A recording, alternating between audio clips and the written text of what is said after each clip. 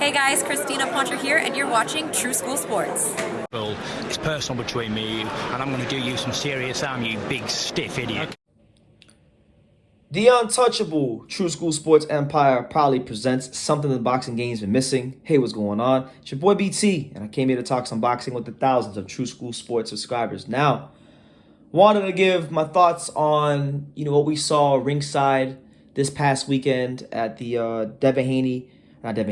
Lomachenko versus Jermaine Ortiz fight. Devin Haney made his way to the ring, and now there's speculation about whether or not a Haney or Lomachenko fight will happen next. Devin Haney, as the champion, said that he's willing to make the fight happen, but it has to make sense. So we'll see how that goes. But you gotta at least respect Lomachenko's mindset, because Lomachenko has pretty much went ahead and said, "Look, I don't care about where I fight Devin Haney. I would absolutely accept a rematch clause in the contract." He said he'd be ready for any of his conditions.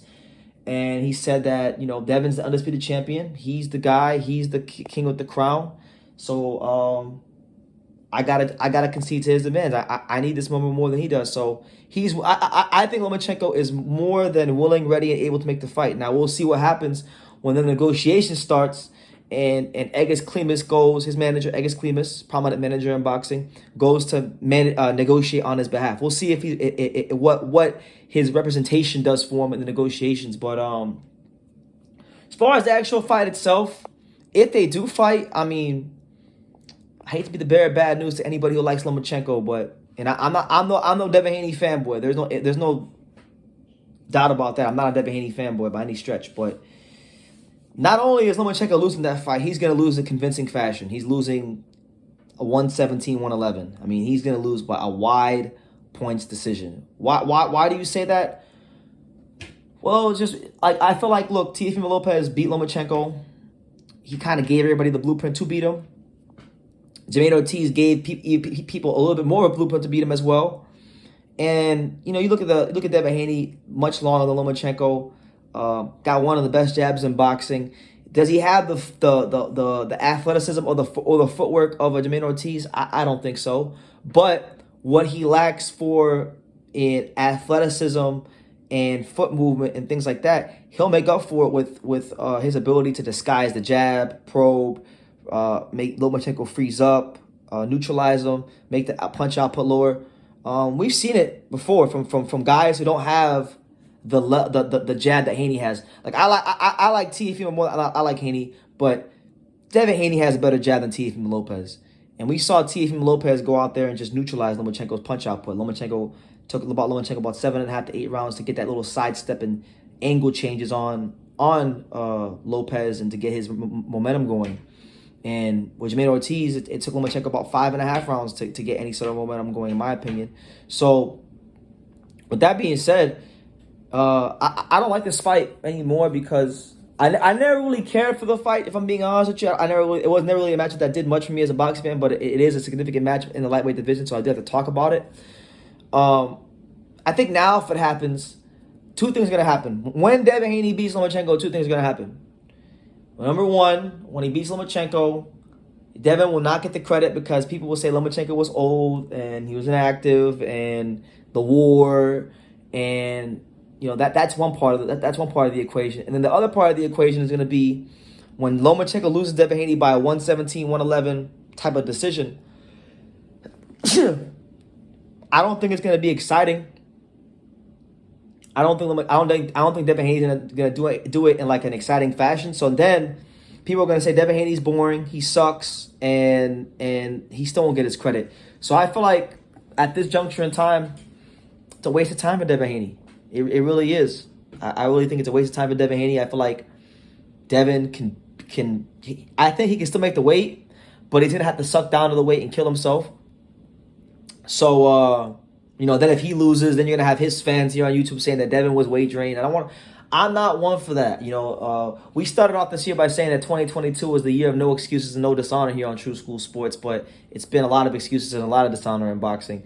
So, personally, look, I think for both fighters, Lomachenko should move back down to his natural weight class where he's a straight dog, and that's 130. And I think Devin should go up to 140.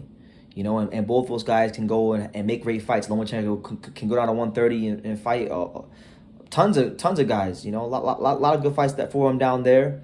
For Devin Haney, you know, 140. There's guys like Teofimo Lopez. You know, Ryan Garcia said he's up there now.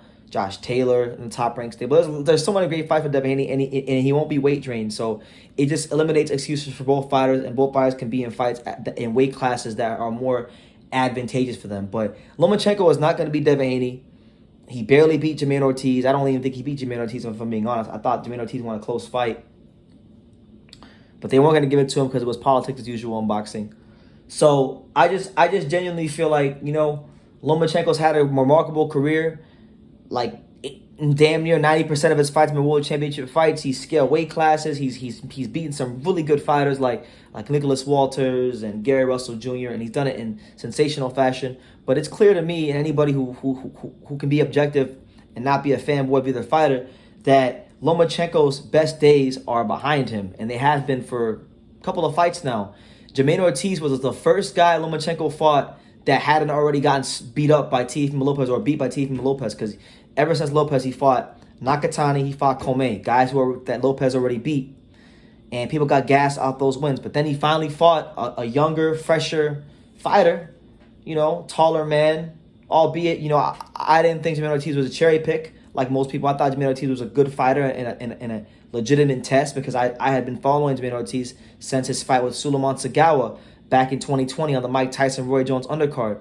But, you know, I think his best days at 135 ran its course, and there's no shame in that. Go to 130, Devin can go to 140, and both fan bases for both fighters can be happy. This fight is not even going to be that exciting. I'm telling you guys this right now. It's not going to be an exciting fight.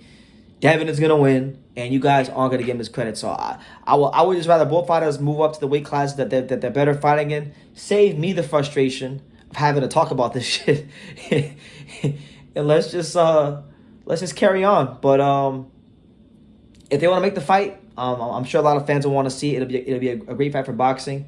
And you know, listen, if Lomachenko goes in there and beats Devin Haney, then I'll have to come out. I'll have to come here, humble myself, and give him all the credit in the world, because he's a great fighter.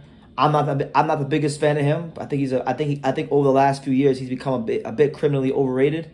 But he's still a great fighter nonetheless. He's going to the Hall of Fame, and I can acknowledge those things. So yeah, leave your comments down below. What do you think about Devin Haney and Lomachenko at this juncture in time? Take the time to subscribe. And like I say in every single one of these videos, you can love me or you can hate me, but I'm just a kid from Dania. So until next time, take care, guys.